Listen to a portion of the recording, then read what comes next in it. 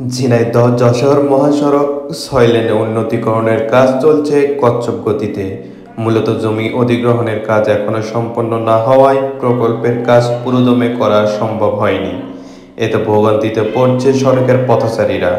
তবে দ্রুতই এ সমস্যা সমাধান হবে বলে আশ্বাস দেন জেলা প্রশাসক। বিস্তারিত দেখুন প্রতিবেদনে। যতদূর জানি এই রাস্তা হলো ৬ লেনের একটা বাজেট, কিন্তু ৬ লেনের যে কাজটা এই কাজটা থেমে আছে। আবার এই ৬ লেনের রাস্তা হবে বলে যে রাস্তা যে ভাঙা, রাস্তার যে বেহাল দশা, এইটাও সংস্কার হচ্ছে না। আমি কিছুক্ষণ মাত্র এখানে আসলাম বাসে করে, এক একটা জায়গায় যেন মৃত্যুর কূপ ইট সাজিয়ে রাখা আছে। সুতরাং আমরা চাচ্ছি যে ৬ লেনের রাস্তা হোক অথবা সংস্কার হোক, দ্রুত এই রাস্তার অগ্রগতি চাচ্ছি। এতে করে আমাদের জনজীবন এবং দক্ষিণবঙ্গের মানুষ এই দীর্ঘদিনের ভোগান্তি থেকে মুক্তি পাবে বলে আশা করছি। ভাই, রাস্তার যে কাজ হচ্ছে দীর্ঘ ৫ বছরেও এই কাজ সুষ্ঠুভাবে হবে কিনা সন্দেহ। কেন? কোনো জায়গায় কোনো অগ্রগতি নেই। কোনো ব্রিজে এই যে কালভার্ট করছে, ওই আজ করছে, করলে হবে না করলে কি হবে না, এরকম কাজের অবস্থা ভাই বেশি একটা ভালো নাই। ৬ লাইনের কাজ ঠিক রকম এরা কাজ করছে না। ধুলো বালিতে যানজটের কারণে আমাদের সাধারণ মানুষের অনেক দুর্ভোগ হচ্ছে। আর কাজ কি বলবো, কাজ হচ্ছে হবে না, এই অবস্থায় কাজ হচ্ছে। কাজ দ্রুত করুক এবং আমাদের সাধারণ জনগণের এই ধুলোবালির হাত থেকে, যানজটের হাত থেকে মুক্ত চাচ্ছে আমরা ঝিনাইদহবাসী। খুব অবহেলিত অবস্থা। পাকা রাস্তা খুঁড়িয়ে ইট সাজাচ্ছে, কিন্তু কোনো বালি মানে পানির কোনো ব্যবস্থা নেই।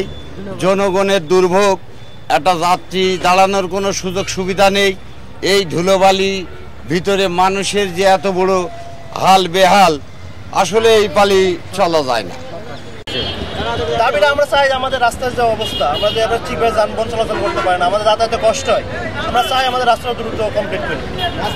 রাস্তা ভেঙে গিয়েছে যে অবস্থা, তাতে আমরা চাই, আমরা সবাই আশাবাদী যে আমাদের রাস্তাটা দ্রুত কমপ্লিট করি। কারণ আমাদের আসলে যাতায়াতের অনেক প্রবলেম, আমরা চলাচল করতে আমাদের অনেক কষ্ট হয়। 26 সালে শেষ হবে না ভাই, এখন তো কাজের গতি তাতে মনে করেন খুবই নিম্নমানের গতিতে কাজ চলছে, তাতে মনে হয় না 26 সালে শেষ হবে কাজ।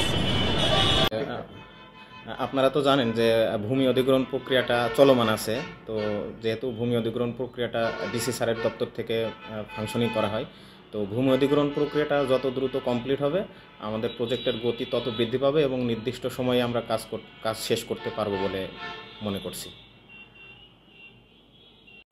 কালীগঞ্জ অংশটা আমরা ইতিমধ্যে শেষ করে ফেলেছি। আমাদের অংশের কাজ, যেটা আমরা অধিগ্রহণের সর্বশেষ কাজ আমরাকে বলি, আমাদের অংশের চূড়ান্ত কাজ। একইভাবে সদর অংশের চূড়ান্ত কাজও আমাদের প্রায় শেষ পর্যায়ে।